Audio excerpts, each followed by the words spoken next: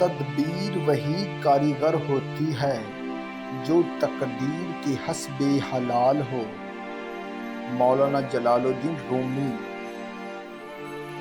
جو شخص نیک اور ہوس سے آزاد ہو وہی اصل بادشاہ ہے۔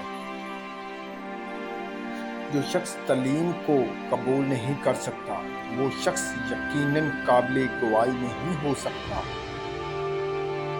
گمراہی بھی علم سے پیدا ہوتی ہے اور ہدایت بھی، جیسے تری سے کڑوا پن اور میٹھا پن بھی۔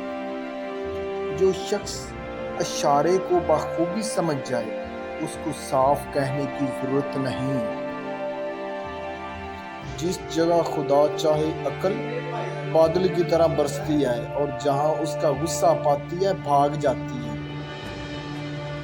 خدا جب کسی بدبخت کو دکھ دینا چاہے تو وہ بدقسمت ناشکری کا رستہ اختیار کر لیتا ہے۔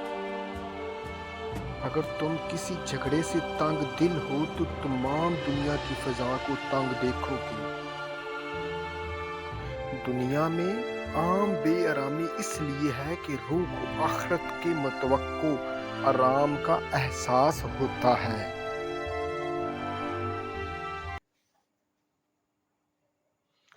اہل بصیرت کے سامنے خاموشی تمہارے لیے مفید ہے، اس لیے حکم آیا ہے کہ خاموش رہو۔